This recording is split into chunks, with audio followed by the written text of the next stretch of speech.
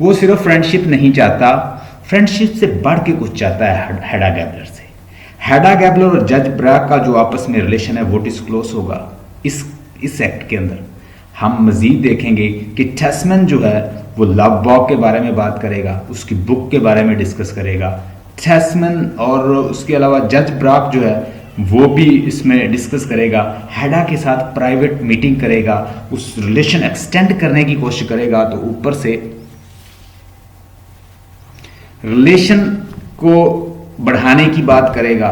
जब रिलेशन को बढ़ाने की बात करेगा तो हेडा गैबलर उसको रोकेगी, हेडा गैबलर उसको इंटरप्ट करेगी कि she does not want such kind of relation. लेकिन वो उससे बात पे वो जैसे ही विल यूज पन and he will play with words, rhetoric और परसुएसिव लैंग्वेज, और उसको कायल करने की कोशिश करेगा। और वो आगे से, और हम इस एक्ट में देखते हैं कि वो बुलेट उसकी तरफ करती है अपनी, चूंकि उसके फादर ने उसको दो जो उसके पास पिस्टल हैं और वो लोडर रहते हैं, और वो उसको एज अ जैसे एरिस्टोक्रेटिक सिंबल उसको यूज़ करती है। और इवन वो पॉइंट करती है जज ब्राक के ऊपर, तो जज ब्राक भी उसे कहता है कि इसको साइड पे करो, इसको डालो, इसकी जो खेस है उसके अंदर डाल लो, और it's very dangerous.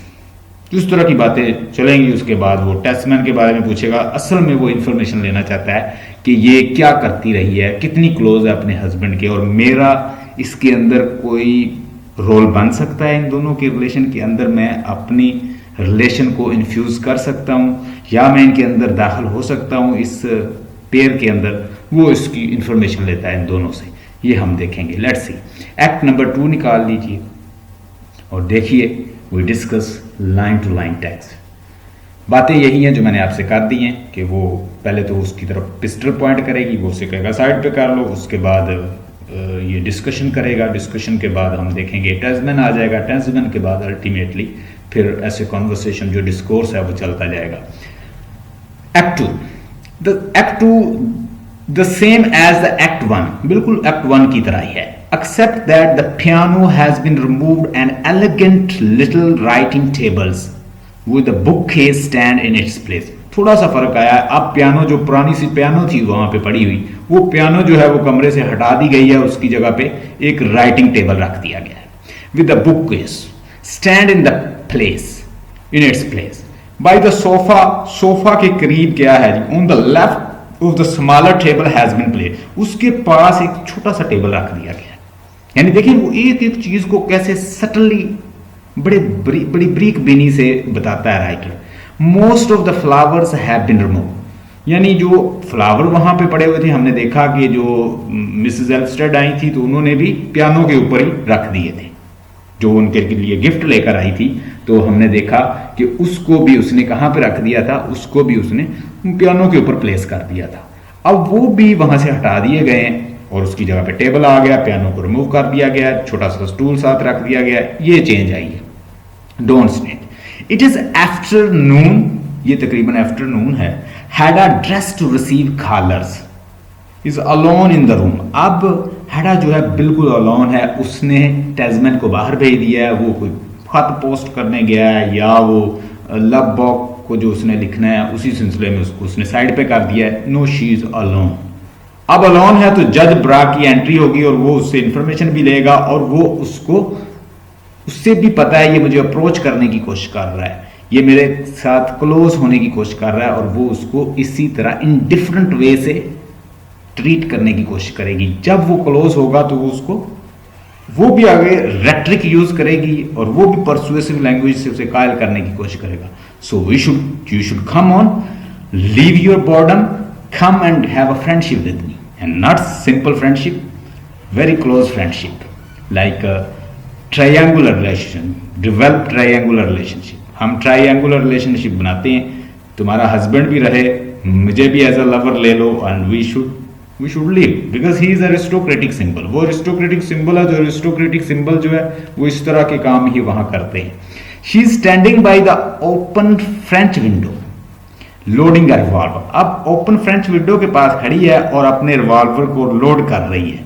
The pair to it is lying in an open pistol case on the writing table. अब हेडा गैबलर क्या कहती है? Hedda look down into the garden calls good afternoon जज। अब उसने देख लिया कि जज ब्रैक जो है वो अंदर आ रहा है, तो उसे कहती है गुड आफ्टरनून, गुड आफ्टरनून का टाइम है। तो वो आगे से क्या कहता है, ब्रैक कहता है in the distance below afternoon miss, यानी मिसेस टेस्मैन। अब उसने मिसेस टेस्मैन कहा कि टेस्मैन की वाइफ है, तो उसने उसको Mrs Tesman Hedda raises the pistols and takes him. अब उसे गुस्सा आया कि मुझे टेस्मैन क्यों कहा, मैं तो हेडा गैबलर हूँ, मैं तो एक अरिस्टोक्रेटिक सिंबल, ये तो मिडिल क्लास से ताल्लुक रखता है मेरा शोर। तो वो उसे लाइक नहीं किया, उसने वो पिस्टल लिया, उसकी तरफ उसने उसको एम कर दिया। I am going to shoot you जज ब्रैक, मैं तुम्हें शूट करने जा रही हूँ।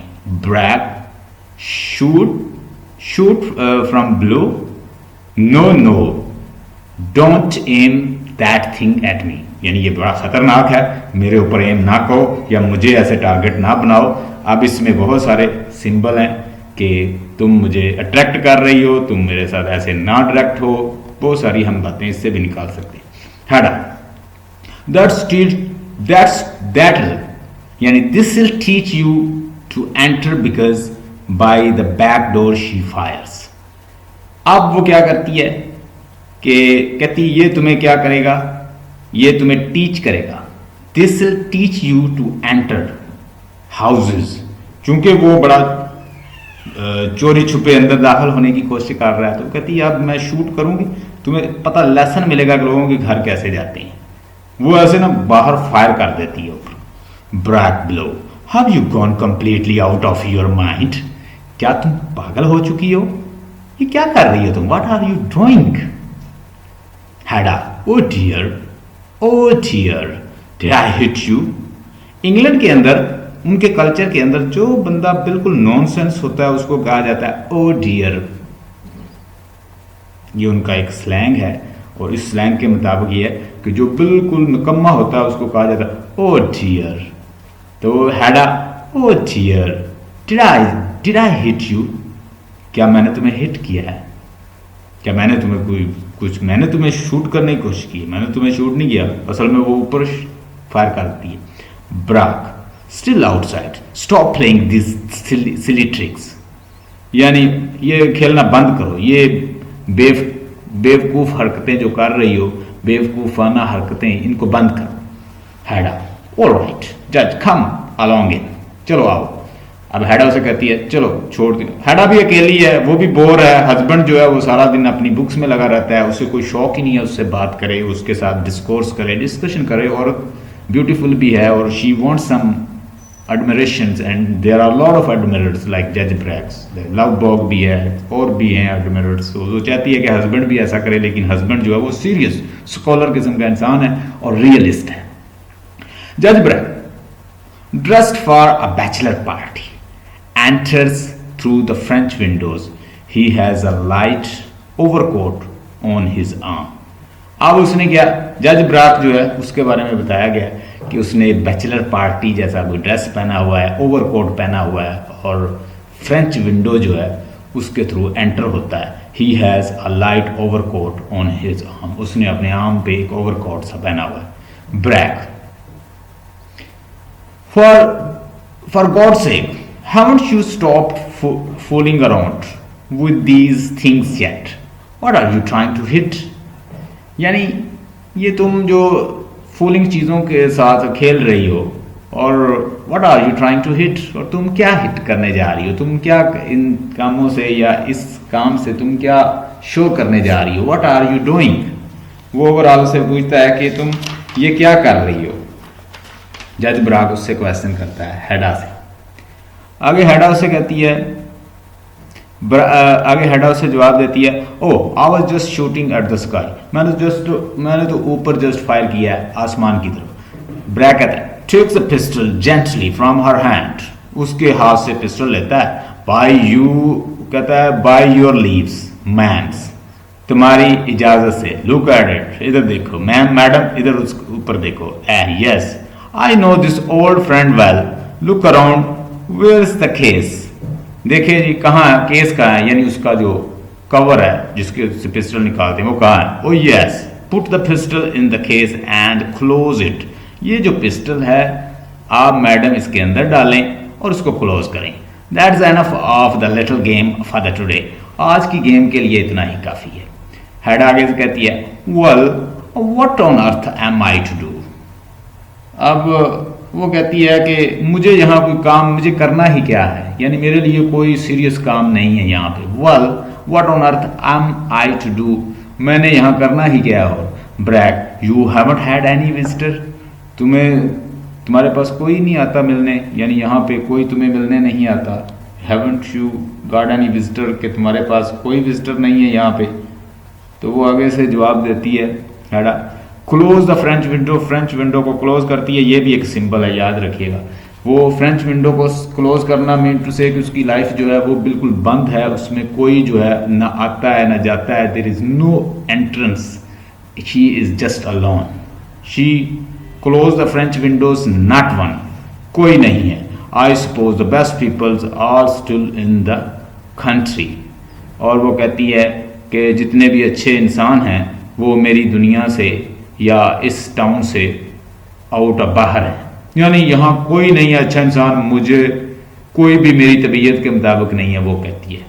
ओवरऑल इसका मतलब ये है Brack your husband isn't at home yet, तुम्हारा हस्बैंड घर में नहीं, अभी तक घर में नहीं आया या नहीं है घर में। वो आगे से कहती है Hedda locks the pistol case away in the drawers of the writing table. Writing table के नीचे ना ड्रॉर बना होता है, उस ड्रॉर को खींचती है, उसके अंदर वो केस के अंदर बंद करती है, उसकी जो उसका कवर है पिस्टल का उसको अंदर डाल देती है। No the moment he had finished the eating he run off to his aunties, he wasn't expecting you so early.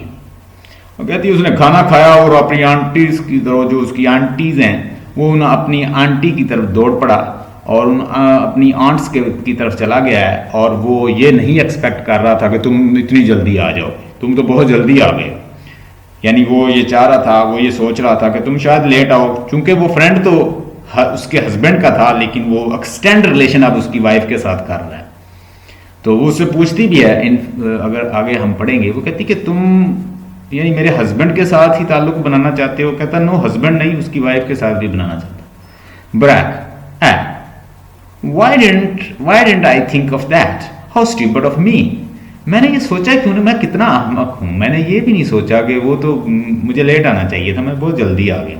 असल में आया तो वो किसके लिए, इनडायरेक्टली वो बताना उसे चाह रहा है कि भाई मैं तेरे लिए आया हूँ, मैं तेरे हस्बैंड के लिए नहीं आया, मैं तुझसे बात करना चाहता हूँ। मुझे पता है कि इनडायरेक्टली इसके अंदर ही बातें हैं सारी, कि बहुत सारी बातें इसके अंदर है कि तुम अकेली हो, तुम लोनलीनेस फील करती हो, तुम्हें कंपनी की जरूरत है। I want to give you company and in this way I want to have some triangular relation with you. वो इनडायरेक्टली उसे ये बताना चाह रहा है, और वो भी उसके साथ फ्लर्ट करेगी। देखिएगा Hedda turns her head and look at him, ऐसे अपना सर उसकी तरफ करती है और उसकी तरफ देखती है उसके ऊपर। व्हाई स्टूपिड, तुम क्यों अहमक हो भाई, तुम तो अहमक नहीं हो, you are very good person. वो आगे से कहता है Brack I would have come a little sooner. मुझे यानी मुझे ज़्यादा जल्दी आना चाहिए था। वो उसमें ये कहता है Hedda walk across the rooms, there would have been no one to receive you. अगर तुम इससे भी जल्दी आते तो यहाँ पे कोई भी ना होता तुम्हें रिसीव करने के लिए। I been in my room since lunch dressing, यानी मैं लंच से ही अपने कमरे में ही हूँ, मैं जस्ट अपने कामों में थी। Since lunch I was in my room, I was in my bed, I was having my work. तो नीचे वो कहता है, ब्रैक कहता है you haven't a tiny crack in door, little crack door through which we might have negotiated. यानी मैं अपने कमरे में थी।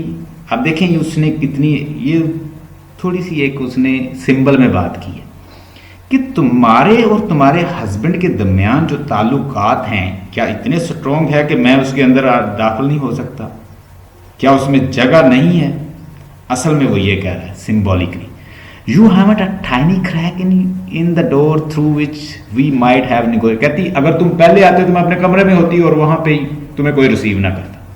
अब वो उसे कहता है कि तुम्हारे कमरे के अंदर, तुम्हारे रूम के अंदर, डोर के अंदर कोई सुराख नहीं है कि उससे मैं भी बात कर लूँ, मैं तुमसे कोई निगोशिएशन कर लूँ या मैं एंटर हो जाऊँ, कन्वर्सेशन कर लूँ तुमसे, डिस्कोर्स कर लूँ। इसका मतलब ये है तुम्हारे हस्बैंड और तुम्हारे इतना रिलेशन मजबूत है कि मैं अंदर दाखिल हो सकता हूँ या नहीं? क्या यहाँ पे प्लेस है कि we can be friend, you got a time for me? असल में वो ये कह रहा है, Brack, you haven't a tiny crack in door through which we might have negotiated? क्या तुम्हारे कमरे में कोई इतना सुराख या क्रैक नहीं है, लिटिल क्रैक भी नहीं है कि हम दोनों बातें कर सकें? हैडा, you forgot to arrange one. तुम भूल गए अरेंज करना। Brack, another stupidity. हाँ, ये एक अहमकपन है, ये एक और स्टुपिडिटी है मेरी वक्त। हैडा, well we have to sit down. अब उसे वो खुद कहती है कि ये जो, चूंकि उसने कमरा लेके दिया, उसने मकान लेके दिया, तो उसे कहती तुम्हें बनाना चाहिए था यहाँ सुराख कि तुम मुझसे बातें कर लेते। They are just flirting each other. Brack, another stupidity. Hedda, well we have to sit down here, हमें यहाँ बैठना चाहिए, एंड वेट टेस्मैन, और टेस्मैन का वेट करना चाहिए। Won't be back for some time, so Tesman won't be back for some time, के जो टेस्मैन है वो आ जाएगा कुछ टाइम तक। Brack, said, well I be patient, वो मुझे सब्र करना चाहिए। आगे कहता है, हेडा कहती है, Hedda sits on the corners of the sofa, sofa के कॉर्नर पे बैठती है। Brack puts his coat over the back of the nearest chairs and seat himself, वो उसके पास जो सीट होती है ना, चेयर होती है, उसके पास अपना कोट रख के वहां बैठ जाता है। Keeping his hat in his hand, उसकी जो हैट है वो अपने हाथ में पकड़ता है। शॉर्ट पास, थोड़ा सा रुकता है। They look at each other, वो एक दूसरे के ऊपर देखते हैं। हेडा, वेल, हेडा कहती अच्छा। In the same tone of the, वो भी आगे से कहता है, well they are flirting each other, ये है कि दोनों एक दूसरे के साथ फ्लर्ट कर रहे हैं। हेडा, आई आस्क फर्स्ट, मैं पहले पूछूंगी। ब्रैक, हेडा को बहुत शौक है दूसरों को मैनिपुलेट करने का, उनकी पर्सनल लाइफ को जानने का, वो करता क्या है, कितनी लड़कियों से मिलता है, कैसे उसके ताल्लुकात है, बोल्ड और ब्लंट जो क्वेश्चन करने का, इस तरह की वो टॉक्स को पसंद करती है। जबकि मैंने पहले ही बताया कि टेस्मैन जो है वो एक स्कॉलर है और वो इन चीज़ों को लाइक नहीं करता और वो इस तरह की इररिलेवेंट टॉक्स भी नहीं करता, रियलिस्ट है। ब्रैक, फॉरवर्ड स्लाइटली, थोड़ा सा आगे झुकता है, आगे बढ़ता है। Yes, well no we can enjoy a nice cozy का मतलब होता है फ्रेंडली little chat मिस हेडा। अब कहता है कि मिस हेडा, हम दोनों जो हैं, हम दोनों यहाँ पे बैठते हैं और हम एक दूसरे के साथ बातें करते हैं, फ्रेंडली चैट करते हैं। हेडा, आगे वो कहता है, हेडा कहती है, lean further back in her chair, वो थोड़ा सा बैक झुकती है। It seems ages since we had to talk, ऐसा लगता है कि उम्रें गुजर गई हैं, हमने बातें नहीं कही। I don't count last night for this morning,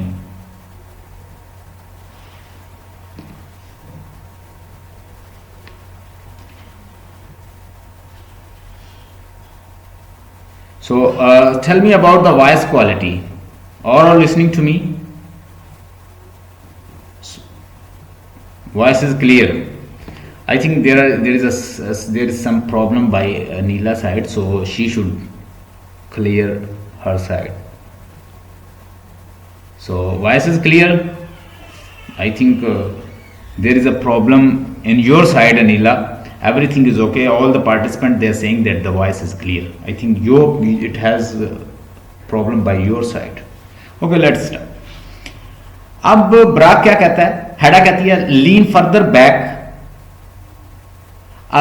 हेडा कहती है लीन्स फर्दर बैक्स इन हर चेयर, चेयर की तरफ थोड़ा सा पीछे झुकती है, लीन्स होती है। It seems ages since we had a talk, उम्रें गुजर गई, हमने एक दूसरे से बातें की हैं, जो की थी इससे बहुत पहले हमने एक दूसरे से बातें की, उसको बहुत टाइम हो गया। I don't count last night और दिस मॉर्निंग, मैं ये गिन नहीं सकती, शायद पिछली नाइट या सुबह। आगे ब्रैक कहता है यू माइट बी डेक्स, डेक्स का मतलब होता है पर्सनल टॉक। यू मीन अ डेक्स, यानी तुम्हारा मतलब कि पर्सनल टॉक जो तुम मुझसे करती हो, उसका मतलब ये कि पर्सनल टॉक भी एक दूसरे के साथ जारी हैं और ये मसलसल कंटिन्यूस ये परपिचुअली टॉक करते हैं एक दूसरे से, और इस तरह की पर्सनल और एक दूसरे के साथ जो रिलेशंस हैं इनके वो भी बड़े डीप हैं। यहाँ पे उसने कहा है कि पर्सनल टॉक तुम्हारा मतलब।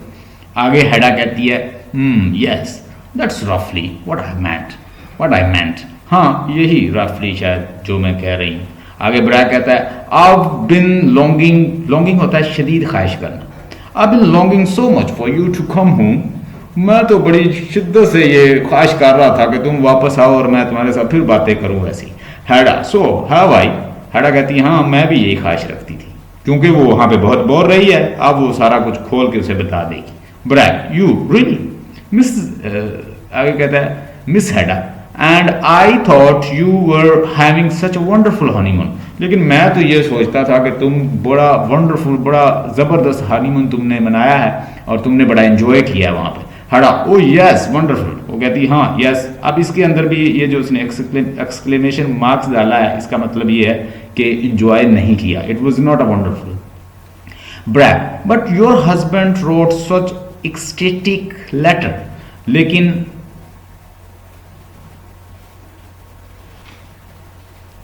Check your side please.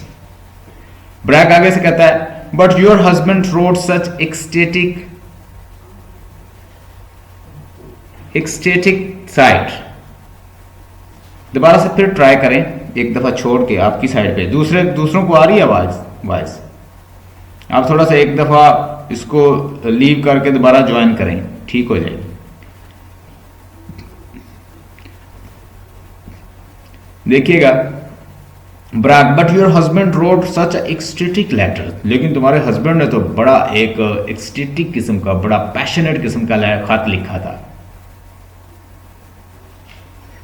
तुम्हारे हस्बैंड ने तो बड़ा जबरदस्त एक खत लिखा था। Hedda he oh yes he thinks life has nothing better to offer than routings around our life in libraries and copying old piece of the parchments or whatever it is he does।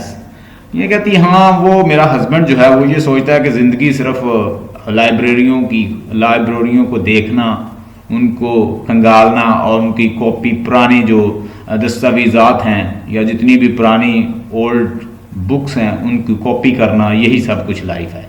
Bragg आगे से कहता a little मलिशियसली। वो थोड़ा सा मुस्कुराते हुए वो क्या कहता है well what is his life, उसकी ज़िंदगी कैसी है। आगे कहता है मोस्ट ऑफ इट एनीवे। हाँ तकरीबन इसी तरह की है।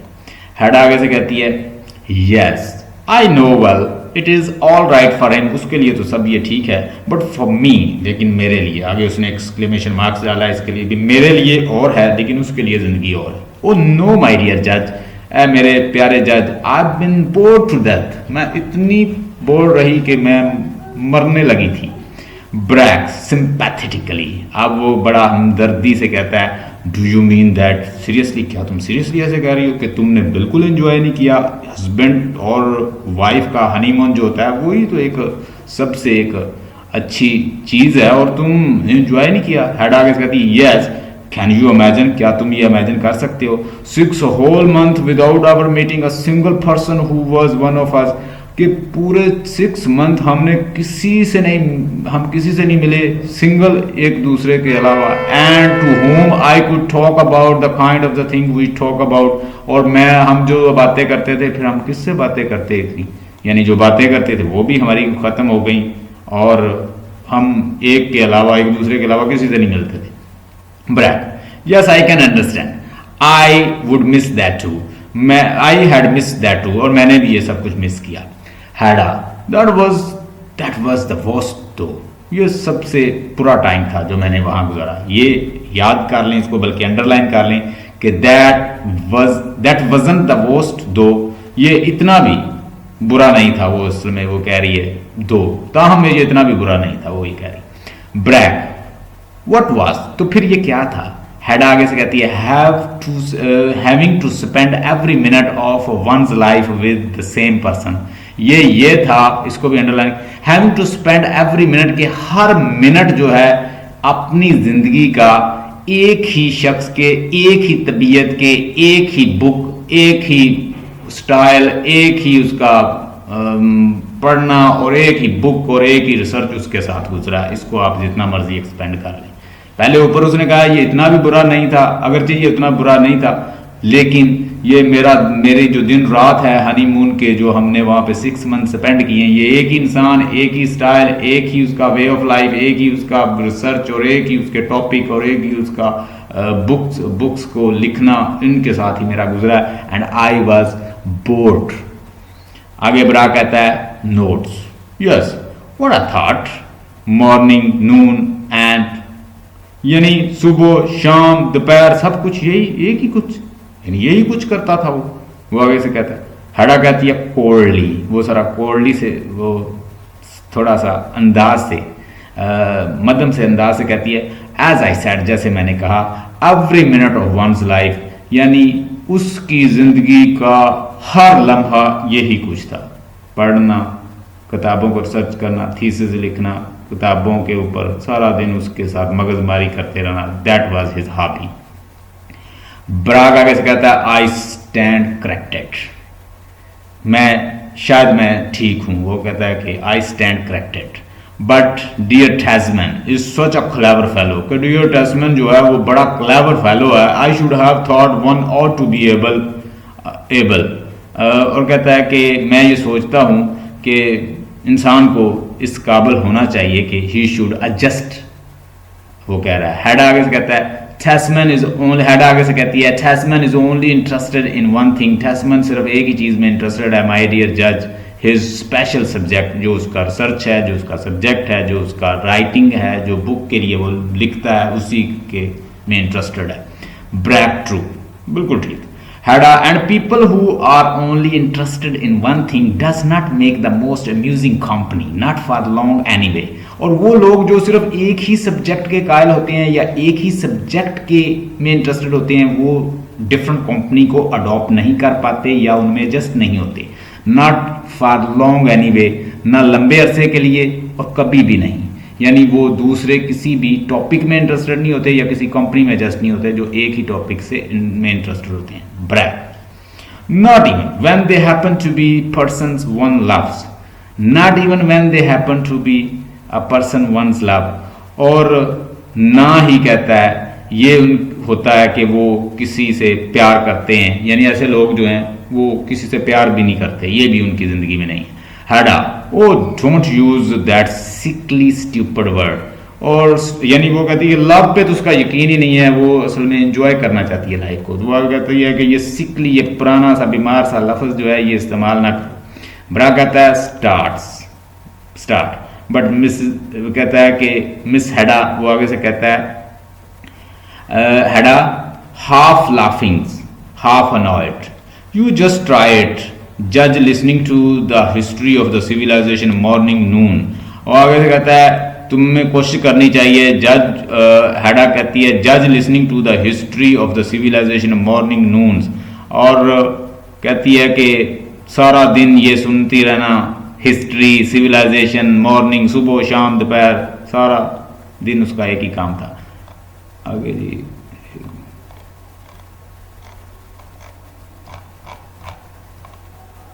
हाँ,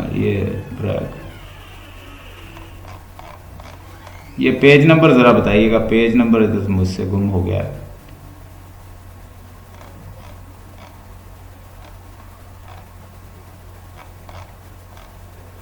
पेज नंबर इधर 140, okay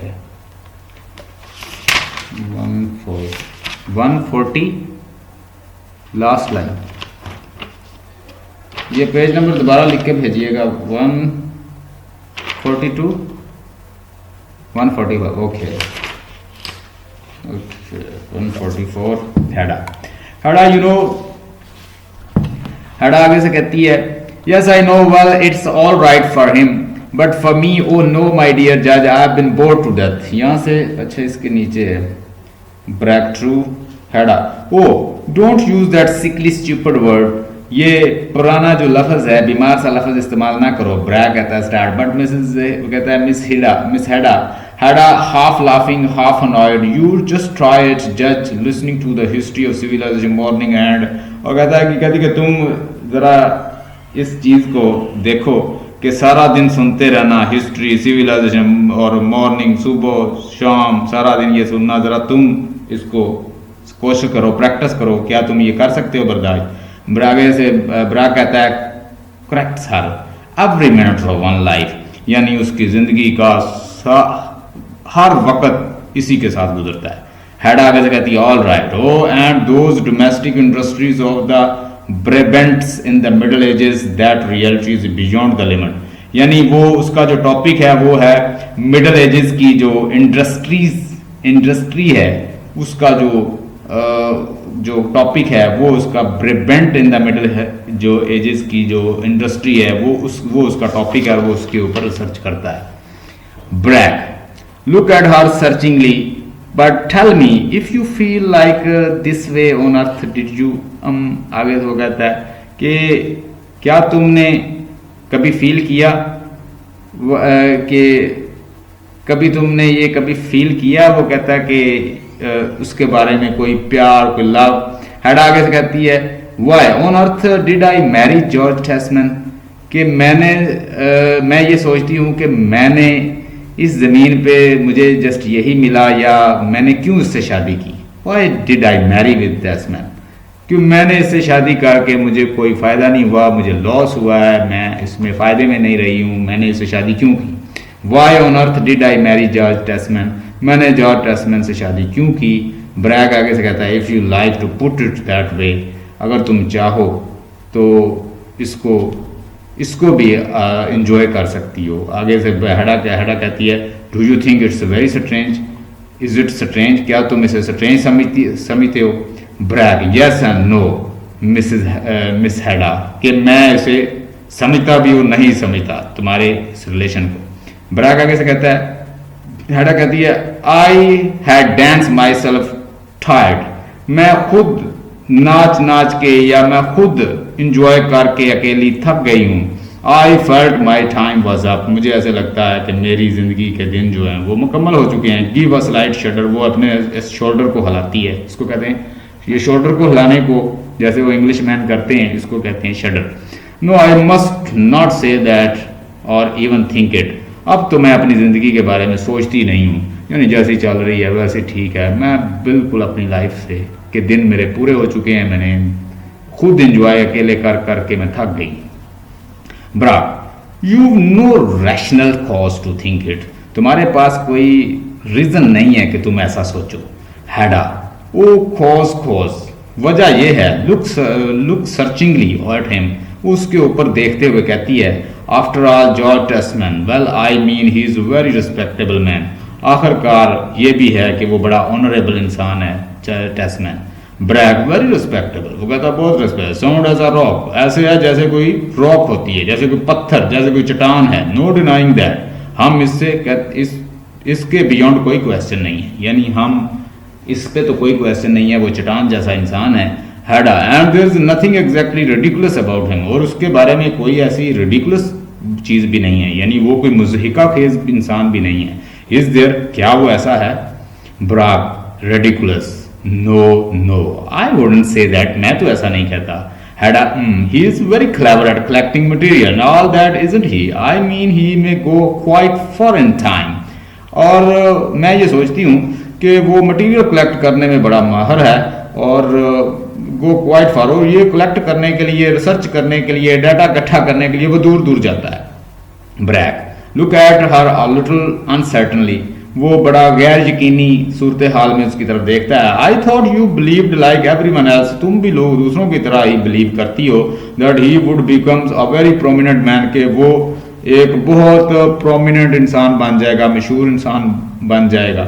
Heda look tired, yes I did, हाँ वो ऐसे टायर्ड जैसे थका हुआ इंसान नहीं कहता, और फिर आगे से कहती हाँ आई डिड, मैंने भी ऐसे ही सोचा।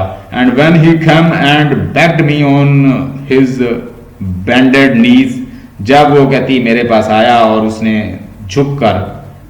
अपने झुककर नीज झुकाकर to be allowed to love, और मुझसे प्यार मांगा, एंड टू चेरिश मी, और मुझे खुश किया। I didn't see why shouldn't let him, और मैं फिर उसे रिफ्यूज ना कर सकी। यानी जब उसने मुझे प्रपोज किया था, उसने मुझे चेरिश किया था, मुझे उसने टाइम दिया और झुक के मुझे प्रपोज किया, मैं उसको रिफ्यूज़ ना कर सकी। Whenever he came to me he really give me lot of love.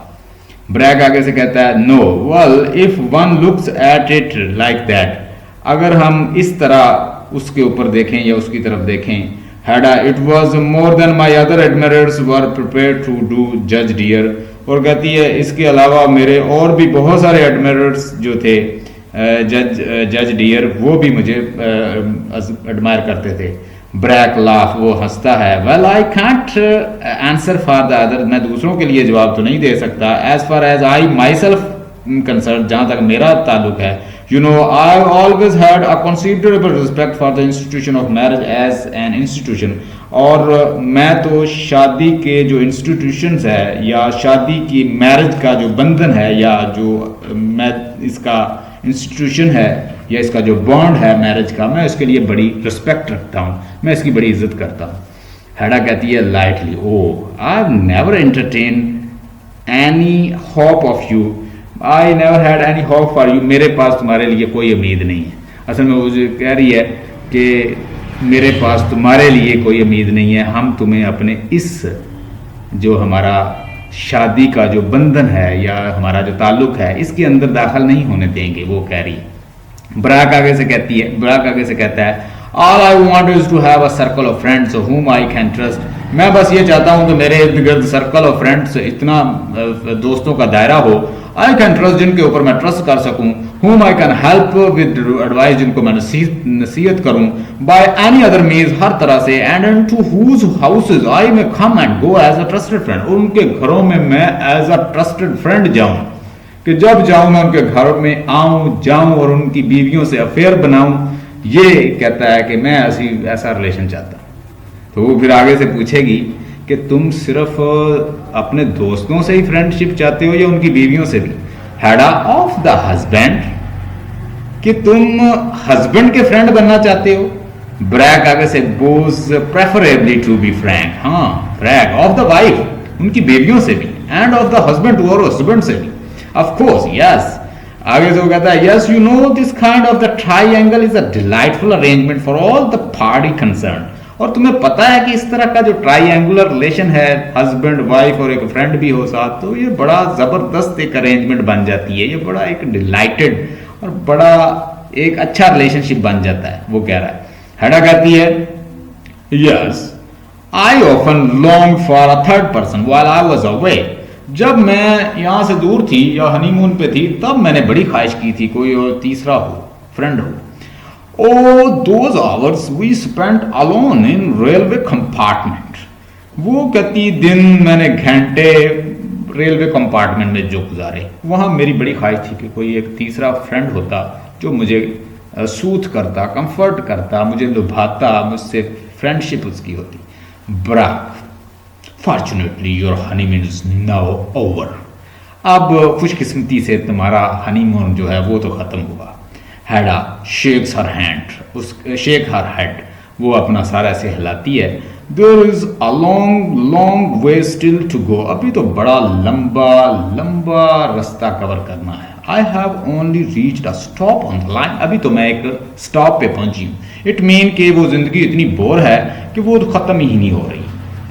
टेस्टमैन के साथ जो मैंने अभी लाइफ गुजारनी है वो बड़ी लंबी है, और जब बंदा बोर हो रहा होता है तो उसको एक एक पल गुजारना भी बहुत मुश्किल होता है। ये लाइन को अंडरलाइन कर लें, ये आ सकती है रेफरेंस टू द कॉन्टेक्स्ट में, उसमें आप बताएं खोल के बात सारी कि चूंकि वो अपने हस्बैंड के साथ उसकी जो टेम्परामेंट है वो भी नहीं मिलता, वो पढ़ने वाला स्कॉलर है, सीरियस है, रियलिस्ट है, जबकि on the other hand she wants to enjoy liberties independence और want to break the shackle of Victorian society over there. There are a lot of burdens. You have to abide by all the rules of Victorian society. So she want to break, and on the other side there is a husband who's a realist all this time working on his thesis, books, research, and that is all creating problem for this lady. And she said, therefore she said that therefore आगे से कहती है कि अभी बहुत सा लंबा मैंने, there is a long long way still to go, I only reached a stop on a line, अभी तो मैं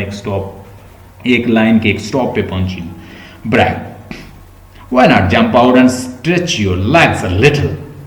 थोड़ा सा कहता है कि यहाँ से जंप करो और अपनी लेग थोड़ी सी फैलाओ। वो कहता है कि लॉन्ग वे स्टिल, थोड़ा सा कहती क्यों तुम जंप क्यों नहीं करते, इससे जंप क्यों नहीं करती। Why not jump out. ये सारे ये जो शैकल्स हैं, ये जो नॉर्म्स हैं, ये जो सोसाइटी के बंधन हैं, इनको तोड़ क्यों नहीं देती, इनको इन चेन्स को तोड़ क्यों नहीं देती। Legs a little and stretch your legs a little, और थोड़ी सी अपनी टांग को फैलाओ। मिस हेडा आगे से कहती है I am not the jumping sort, मैं कोई जंप लगाने वाली नहीं हूं, मैं कोई इस तरह की औरत नहीं हूं। अब वो उसे जब इनवाइट करता है कि तुम मेरी तरफ आ जाओ, छोड़ दो सब कुछ, we enjoy, we should spend our life happily, I will give you lot of happiness, तो तुम मेरे साथ आ जाओ। तो वो आगे से कहती है मैं इस तरह की औरत नहीं हूं। अब देखिए वो अपने नाम को भी दाग नहीं लगने देना चाह रही, लेकिन इंजॉयमेंट भी चाह रही है, यही उसकी टसल है। ब्रैक, आर्ट यू, क्या तुम नहीं चाहती, तुम ऐसा नहीं चाहती। हेड आगे से कहती है no, there is always someone around who मुझे ऐसा लगता है कि मेरे इर्द गिर्द कोई हमेशा रहता है। असल में वो टेस्टमैन की बात कर रही। ब्रैक लॉफ्स, वो हंसता है। Who looks at one's legs, कौन देखता है एक टांग, अगर बंदा थोड़ा सा इधर उधर हो भी जाए, अगर इंसान इंजॉय कर भी ले, अगर थोड़ी सी चोरी कर भी ले, अगर इंसान थोड़ा सा कोई देख ना रहा हो कुछ कर भी ले, तो कहता कौन देख रहा है, कौन इसको बॉदर करता है। हेड आगे से कहती है यस एग्जैक्टली, तुम शायद ठीक कहते हो, तुम ठीक कहते हो। ब्रैक वेल बट श्योरली, यकीनन मैं ठीक कहता हूँ। हेड आगे से कहती है with the gestures of the rejection, वो रिजेक्ट करते हुए कहती है आई डोंट लाइक इट, मैं ये पसंद नहीं करती। I would rather stay where I am, मैं जहाँ खड़ी हूँ या जहाँ हूँ, मैं जिस घर में हूँ, मैं जिस इंसान के साथ हूँ, टेस्टमैन के साथ वहाँ ही खड़ी रहूँगी, वहाँ रहूँगी। Sitting in the compartment are desk का मतलब होता है फ्रेंड्स। मैं जस्ट एज अ फ्रेंड रहूँगी, मैं जहाँ खड़ी हूँ वहाँ रहूँगी, और मैं जस्ट एज अ फ्रेंड, इससे बढ़ के कुछ नहीं हूँ तुम्हारे लिए। ब्रैक आगे से कहता है but suppose a third person want to step into the compartment, तुम्हारे पास कहता है कंपार्टमेंट है, चलो फर्ज कर लो उसने अब कंपार्टमेंट के तीसरे बंदे ने उस कंपार्टमेंट के अंदर आना है। तो अब देखिए वो कैसे रेट्रिक के साथ उसे परस्यू कर रहा है ट्राइएंगुलर रिलेशन के लिए। हेड आगे से कहती है दैट वुड बी डिफरेंट, ये कोई और बात है, अगर मैं कंपार्टमेंट में हूँ और तीसरा बंदा भी आना चाह रहा है, तो कहती है, वो आगे से कहती है ये कोई और बात है। ब्रैक अ ट्रस्टेड फ्रेंड, बहुत ही काबिल ट्रस्ट, जिस इंसान पे आप ट्रस्ट कर सकती हो, ऐसा फ्रेंड आना चाह रहा है। समवन हु अंडरस्टूड, जो ऐसा इंसान जो तुम्हें समझता है। Hedda and was lively and amusing, और बड़ा लिवली और अम्यूजिंग भी हो। Brack and interested in more subject than one, और सिर्फ वो एक सब्जेक्ट में ही इंटरेस्टेड ना हो, यानी तुम्हारे साथ सिर्फ फ्रेंडशिप ही नहीं, इससे बढ़ के अगर कुछ चाहता हो तो फिर उसने ये क्वेश्चन कर दिया।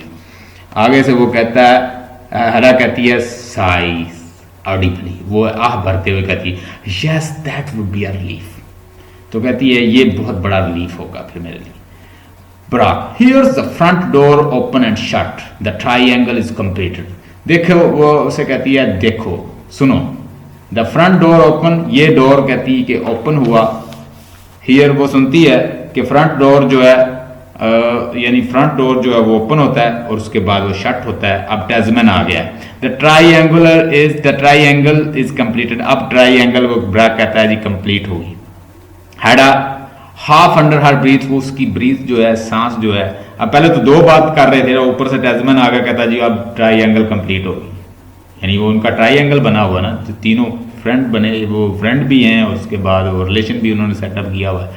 तो आगे वो कहता है एंड द ट्राइएंगल, आगे कहता है हेडा कहती है half under her breath and the train goes on, और कहती है अब जो ट्रेन है वो चलने लग गई है।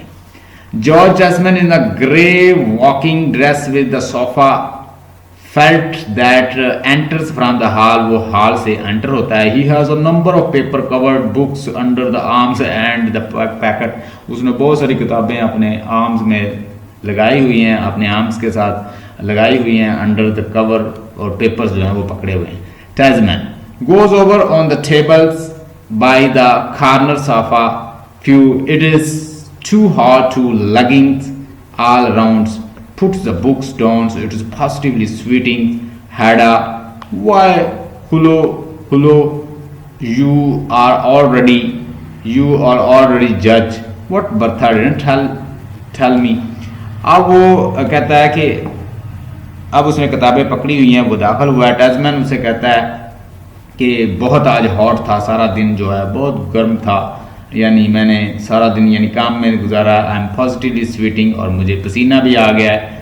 और उसके साथ वो कहता है जी हैडा, वाई हुलो यू आर ऑलरेडी है। वो कहता है जज तुम पहले यहाँ आए हुए हो। व्हाट बर्था डिडंट, मुझे तो बर्था ने बताया नहीं। ब्राक आगे से कहता है गेट अप, गेट्स अप। वो खड़ा होता है। आई कम थ्रू द गार्डन, मैं इस बाग के थ्रू इधर से आया हूँ, बाग की तरफ से आया हूँ। Hedda, what are those books you got there, ये कौन सी किताबें हैं जो तुमने पकड़ी हुई हैं। टैजमैन स्टैंड ग्लैंसिंग थ्रू देम, और टैजमैन जो है वो खड़ा होता है। स्टैंड्स ग्लैंसिंग, वो उनके ऊपर देख रहा होता है उसके थ्रू।